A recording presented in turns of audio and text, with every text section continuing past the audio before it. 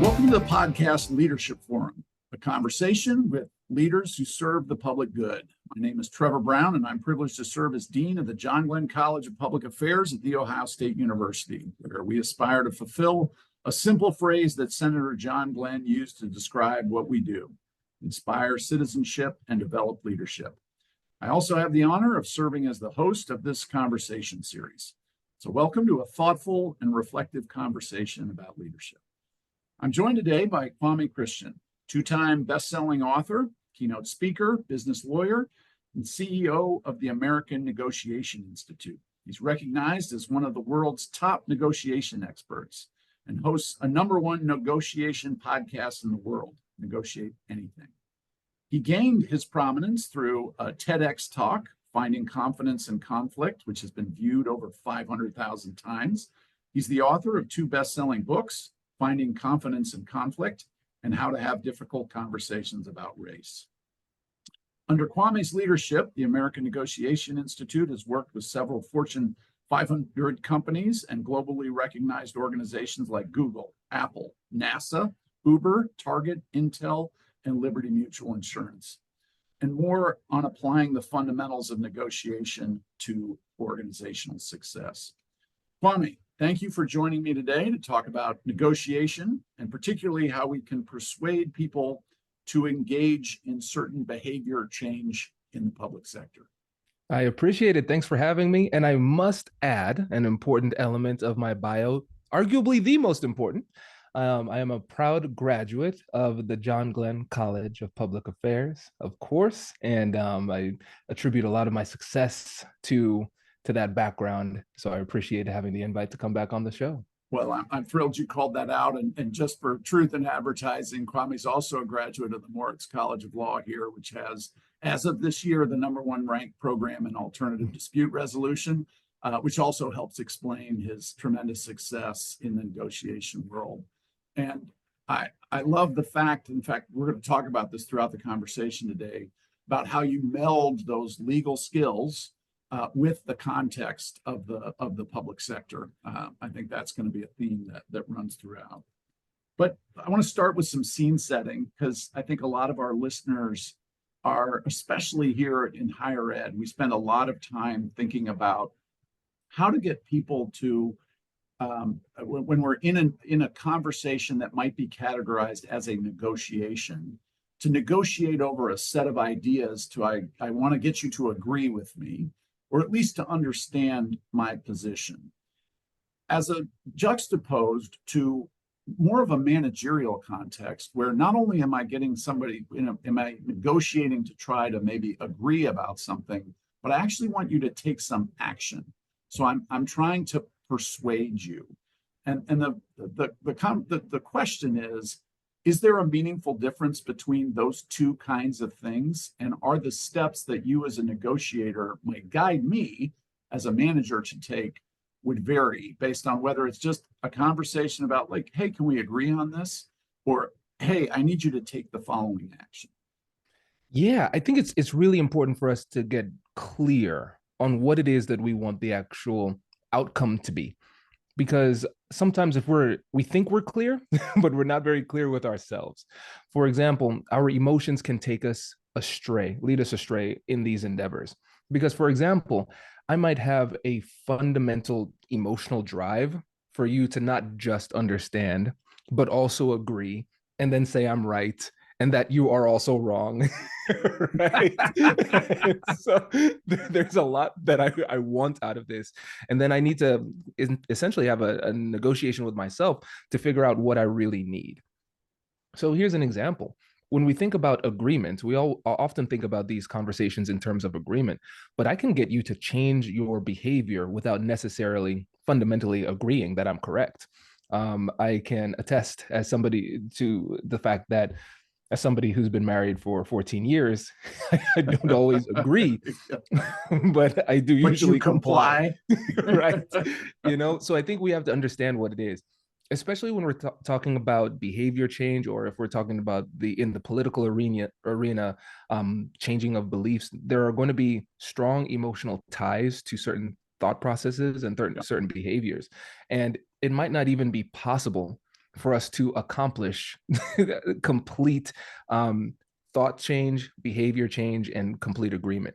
But if I can get you to this point of mutual understanding where I can understand you, you can understand me, and then we could decide on a workable path forward, then that is often a lot more achievable going forward. So I think when we get that clarity in terms of what it is that we actually want, the fundamental mechanics are going to be more or less the same, but it has to start with mutual understanding. And I think that's an important first step. So take us through those next steps. What are the mechanics? Give us the basic recipe for how to effectively negotiate and potentially over something very conflictual. Yeah, I like this flow here. When we talk about persuasion for us, we think about it in terms of diffuse, connect, persuade. So first, I'm going to assume that there's some level of emotionality here. So I want to diffuse that emotion, the strong emotion, because it's going to be difficult for the person to process what it is that I'm saying if they're highly emotional. And then I want to create a connection. So I want to empathize, I want to understand, create that foundation of mutual understanding. And then once I build that foundation of trust and empathy and build some rapport, then I can persuade. And what's really interesting, Trevor, is that if you can sequence it in this way, if you can diffuse the strong emotions and just connect, a lot of times the persuasion can happen almost organically, but we don't give it that space. So when I'm in an actual conversation, I like to think about the flow that I use as the compassionate curiosity framework. So it's a three-step framework we've created that makes it really easy and operational, like operational for people who are actually having these conversations. So when it comes to diffusing, what we're going to do is first acknowledge and validate the emotions in the room. And so we're going to acknowledge by labeling the emotions, and then we're going to give the person space to vent, decompress, explain themselves. Then we're going to get curious with compassion. So we're going to ask open-ended questions with a compassionate tone to gather information, empathize, and build that connection. And then in the last step, what we're going to do is we're going to utilize joint problem solving. So we're going to work with the other person to try to put something together. And I think with this third step, it's so important that it is joint problem solving. There's a collaborative effort here because I don't want to go into this conversation assuming that I'm the sole arbiter of truth and understanding in this conversation.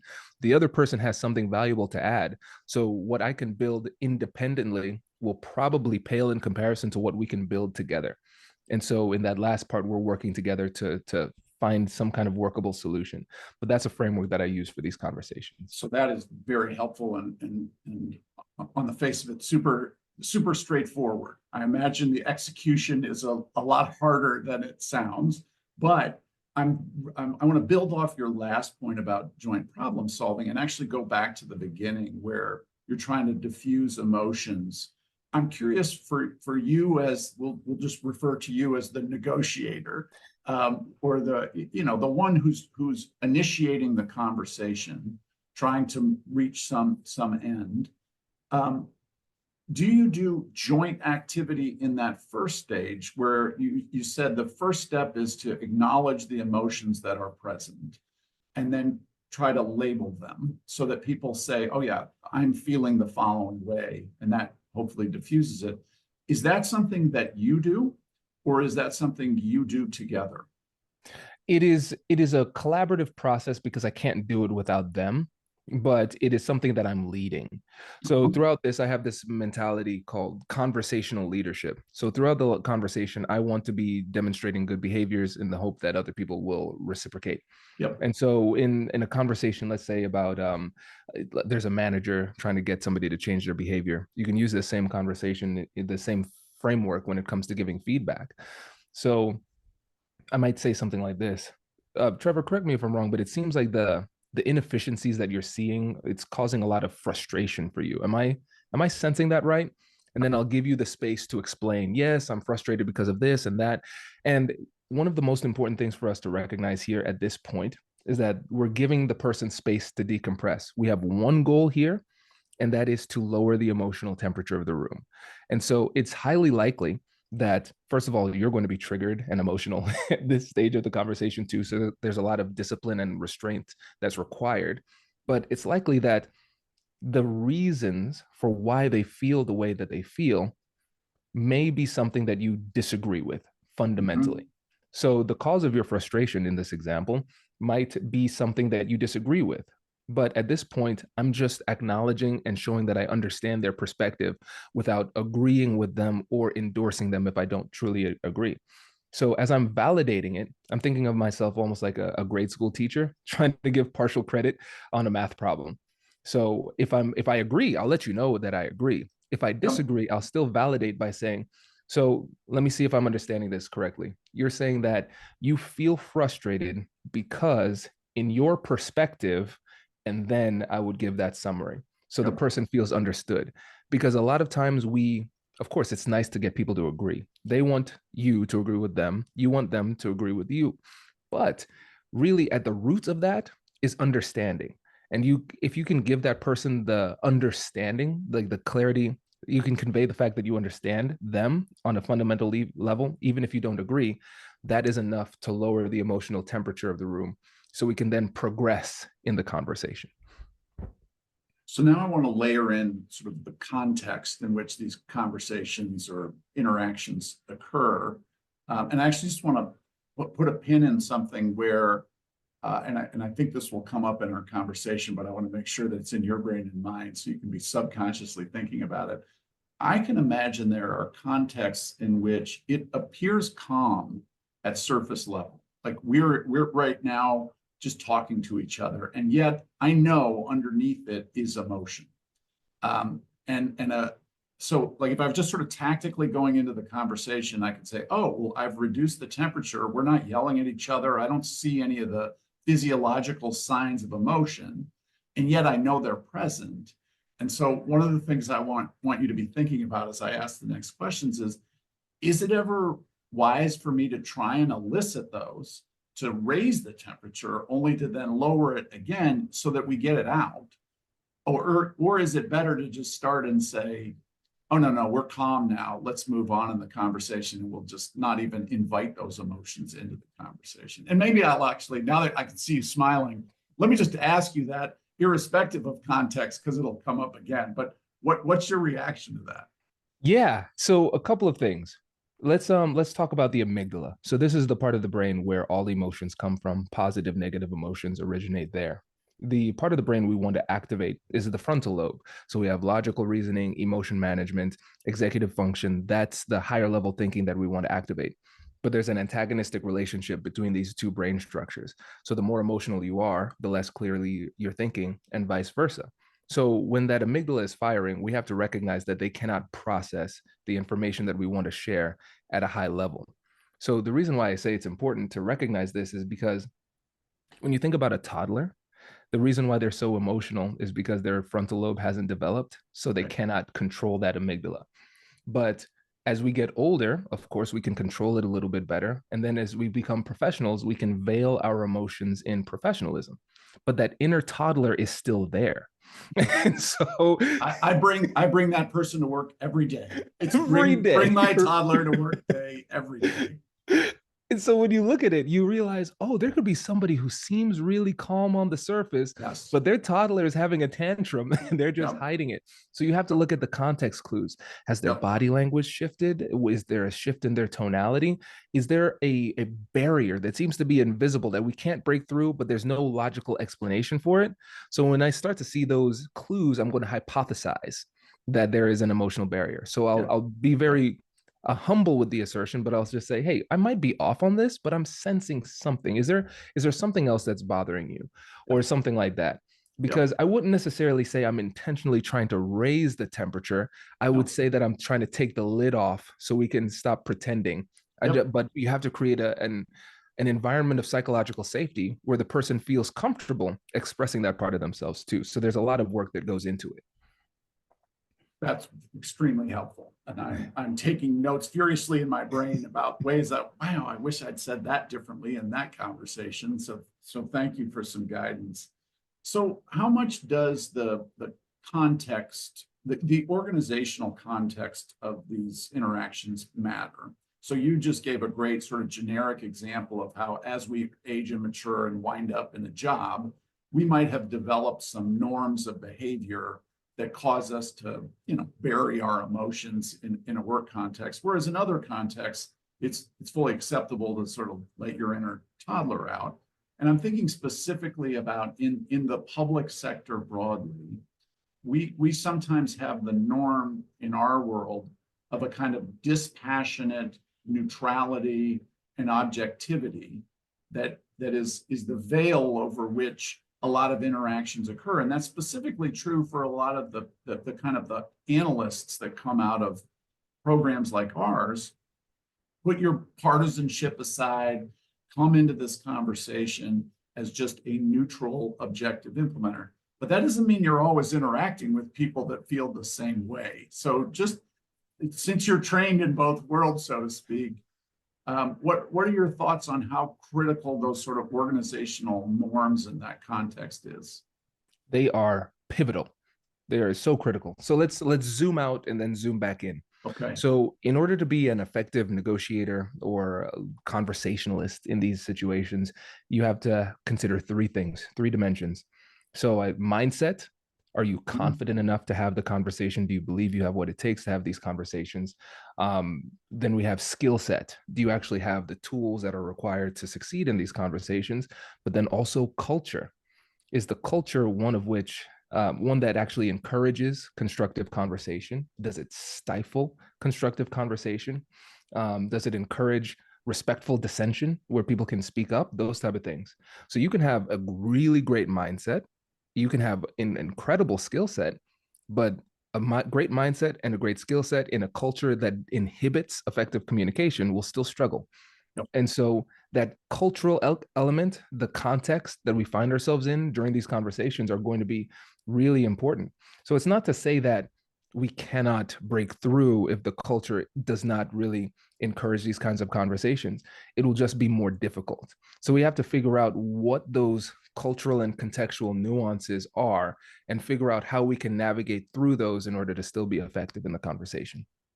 So this is great. Let's go down this road of where, we train a lot of students to be dispassionate. And this goes back to the whole framework, but also it's then reinforced by the culture and norms that facts and analysis should drive decision-making. If I just present some person that I'm trying to convince that I'm right, I'm just going to show them the data, so to speak. And in some ways, we even discourage our students from bringing their passions sometimes. We say, you need to lock those away. So that's the training, that's the norm. But then that just takes step one out of the equation. What guidance would you give to us and to people in those contexts about how to bring forward those emotions, or at least acknowledge them, given your own personal inclination to say they're irrelevant? Yeah, I think what we have to recognize is there is a big difference between being right and being persuasive. And so if you're somebody who has done all the research, you've gathered all the evidence, you have the facts and the data and everything to bolster your argument, we can think about times where we've done all that homework and we have brought that to the conversation and it has gotten us absolutely nothing in the conversation. Yes. It's so frustrating, right? Yep. And so once we're able to recognize that there's a difference between being right and being persuasive, then we realize that a lot of times the gap between where we are and where we want to be comes down to that skill of persuasion. And if we go all the way back to ancient Greece and we think about Aristotle, who is really the godfather of persuasion, he thought about it through the persuasive triad, the three things that could lead to persuasion. We have ethos, logos, and pathos. So we have ethics, character, we have logic, and then we have passion. And so we have to be able to recognize what it is that will move the other person. Because if we're talking to somebody else who is well-trained, they understand the data and things like that, then we can maybe rely a little bit more on the logos, the evidence, the data, those type of things. But even if somebody is very focused on the logic, they are usually using the logic and the evidence to substantiate their biased conclusions. So when we think about it psychologically, we have to recognize that. Let's go back to the amygdala versus the frontal lobe. The amygdala moves very quickly. This is the most primitive part of our brain. And so your emotions will have the first shot of interpretation. And a lot of times that means that we will come to our conclusions instantly, subconsciously. And then that will guide the data and logic that we pay attention to and respect, fueling confirmation bias. And so, what we have to do still, even if we have somebody who is very logical, very data driven, and everything, we still need to figure out what it is that drives them. How do they feel about that? Because that will change their entire orientation about their perspective on the data and the logic and the evidence. So we still need to have a little bit of the pathos, which is the passion, the emotion. We still need to have the ethos, which is the character. Like, who are you in this conversation? What makes you a trustworthy communicator in this too? And so a lot of times what you'll find is that somebody is really, really good at logical thinking, the data and everything like that. But those two other elements of persuasion are often overlooked. So again, super helpful. What I want to talk about sort of two types of interactions. One are repeated interactions. Think a manager with an employee or a manager with a supervisor above them, where I'm repeatedly interacting. How do I get to know what their motivations? What guidance would you give me? And then after that, I want to ask, what if I just met somebody and I'm in an almost spontaneous negotiation? What are cues for me to know what their pathos is? So start with the first, like what's just guidance in, and again, a managerial context. What are the best ways to get to know the motivations of those that I might work with? And Trevor, just disclaimer here, my goal for the rest of this conversation is to be as underwhelming as possible. because the answer to that is so almost insultingly simple. And it is listening. Yep. That's really it. After over 1,000 episodes of Negotiate Anything, I realized that in order to be a better negotiator, you just need three things. Again, you're seeing the commonality with three, right? Yep. You need to be a better listener, you need to ask better questions, and you need to be able to manage emotions, both yours and the other person. Yep. So let's bring that to the conversation with the manager. So I need to be a better listener.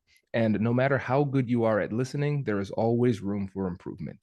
And so my goal in these conversations is I almost turn it into a game. Sometimes I have to focus myself through the lens of competition, but I think about it like collaborative competition. So in these conversations, especially when I don't understand somebody or I fundamentally disagree, I play this game. I say, I bet I can demonstrate that I understand this person so well that it would actually be shocking.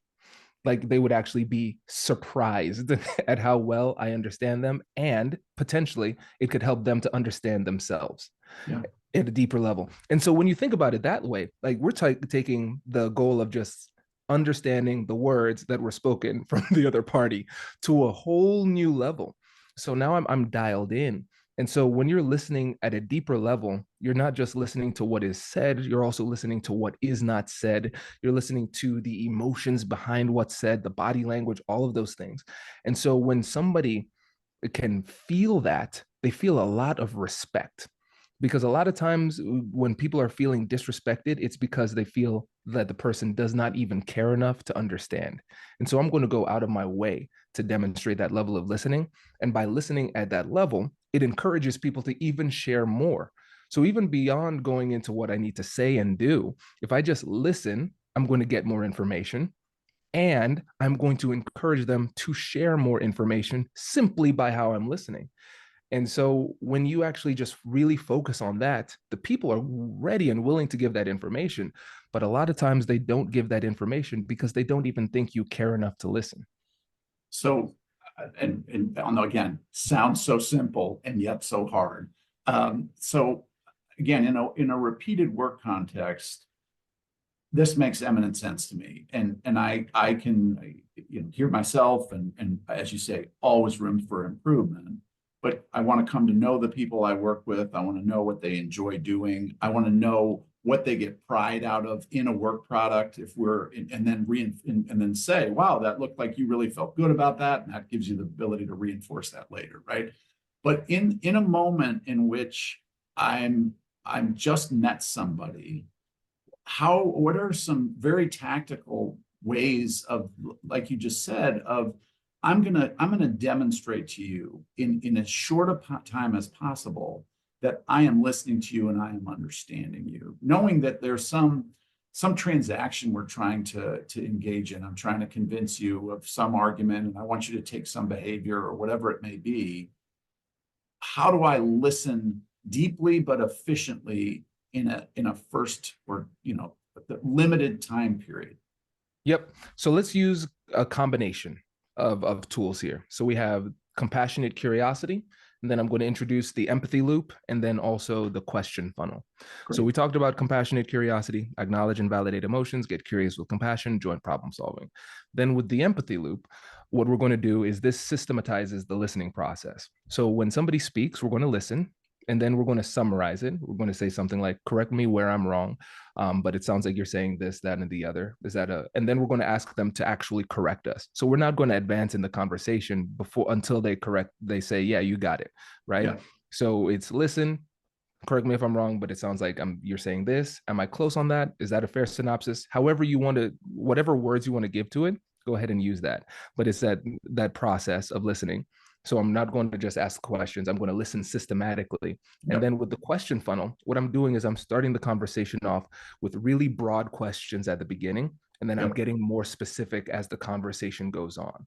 So for example, when I was mediating, one of my favorite questions to start off with was, how did we get here? And which seems almost silly because I read the whole case file. They've been litigating for over a year. I know I know why we're here, right. But I want to hear it from you. I've never heard it conversationally. And so as I'm listening for a few things, some clues. So I'm going to listen to deviations in tone, pace, and then I'm tone and pace. And then I'm also going to listen to repetition. What do you keep coming back to? And then I'm also going to pay attention to body language. And I don't know what all these things mean, but they are clues for deeper levels of curiosity. Yep. So I'm asking you to explain your perspective on this, but there's a key word that you keep on coming back to. You keep on coming back to fiscal responsibility. You mentioned that 3 times in your response. Interesting. My next question might be, Trevor, you mentioned fiscal responsibility. Can you tell me what that means to you? Yeah. And then we just keep on going down. So we're just following this trail of breadcrumbs, but just cycling through these really foundational conversational skills as we do it. So now I want to turn the tables. Let's say I'm a neophyte, of which I am. I'm a total novice, and I'm in some kind of negotiation with you, the master. Can you give me some jujitsu to be able to like redirect your, like what do I do if I'm in one of these circumstances where I can tell, oh, wait a minute, this person is sort of levels above me in these skills. How do I become aware of that? And am I just am I just a cat toy at that point, or is there a way to parlay some of this back? No, you are doomed. That's it. No, it's really interesting because first, if you have a good relationship with somebody, then it's not necessarily a bad thing because that just means a good person has their hand on the steering wheel. Yeah. So the beauty of working at ANI is that everybody on the team, they're great negotiators. So I can tell when they're negotiating. And I'm like, okay, well, no, if you're negotiating with me, I trust you. So it's not that bad of a thing. Yeah. But usually, let's say it's a situation where it's a little bit more competitive in that regard. I think about it in terms of steering the conversation in a way that is beneficial, because I know that if I'm in a negotiation, I'm really clear not only on what I will say or can say, but I'm really clear on my boundaries, what I won't say, the information I don't feel comfortable disclosing, and the adjustments that I will and will not be willing to make in the conversation. I've already thought about this in advance. And so one of the benefits is recognizing that if you have good negotiation skills, and you've prepared more so than anything, if you've prepared, then the only person that can hurt you is yourself, because you allowed it to happen by sharing too much or agreeing to something that you shouldn't have. Yeah. And when it comes to steering the conversation, I would be more concerned about the person steering it in a way that is not beneficial to me, that leads me to potential vulnerabilities that might let me expose myself. And the way that we control the conversation is through questions. Because Trevor, in this conversation, you are controlling the conversation with the questions that you're asking. Right. I'm talking way more than you. And so in my negotiations, I want to be talking less than the other side. I want that type of interviewer type of dynamic, but I don't feel controlled in the way that you're asking the questions. It feels very mutual. Right. And so if I recognize that I'm feeling as if I'm losing control of the conversation, it's probably going to be manifesting itself in the reality that I'm talking too much, sharing too much, and maybe adjusting too much. So what I'll do is I'll still answer the question, but I would make sure that I close my response with another question. Yeah. Because now I'm turning the table, I'm taking control. They respond, now I'm asking questions.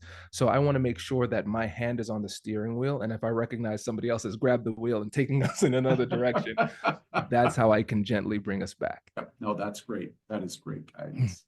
Well, I can talk to you all day, but you're a busy person who's got to go help a lot of people through these difficult conversations. But as we close this, I want to learn a little bit more about you. You strike me as somebody, and I know, having spent time with you before, that this was not just something that came to you innately. And so tell us just briefly about your own journey and how you got to really embrace some of these approaches, and how easy or difficult it was. And then what advice you would give to someone where it similarly isn't just innate for them to be a good listener and those kinds of things. So share your story, and what advice do you have somebody who maybe started at a similar point to you? Yeah, for sure. I think what's encouraging about my story is that I started off being profoundly bad at this. It's always funny when somebody in a training says, "Well, of course it's easy for you. You're a natural." I'm like, natural, funny, because I was a people pleaser for a long time. And I knew that I needed to change, but I didn't know how. And it wasn't until I got to law school where I stumbled into a negotiation class simply because it fit into my schedule, that I discovered that this was a skill, not a talent. I could actually learn from this. So I became obsessed with this process of negotiation. And so at law school at OSU, they had these negotiation competitions, and my partner and I, we won the competition at Ohio State, and that gave us the opportunity to represent the school at the American Bar Association competition in Ottawa, Ontario, and we won that one as well. And so I was hooked, because for me, I gained a lot of confidence from this, because every time I stood up for myself, had a tough conversation, it was a vote of confidence for the man that I ultimately want to be. But then I also recognize that if I'm struggling with this, other people are struggling with this. And it made me wonder how many people in the world are living limited lives simply because they can't have these conversations.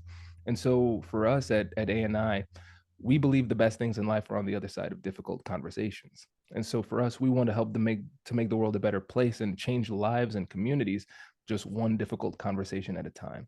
And so for folks who are looking at me, who say, "Oh, Kwame's got it. Of course he's good at this." I wasn't born like this. I built myself like this. And if anybody else is on that same journey, just know it can be done. It just takes a lot of practice. Well, Kwame, thank you for letting me win this conversation by asking all the questions and then you providing all of the answers. I am definitely the winner in that I have gotten so many nuggets out of this, but fundamentally a really well thought out framework for how to not only engage in a work context, but in life context. So you're doing great work, and keep it up. And thanks for this conversation. Hey, my pleasure. Thanks for having me.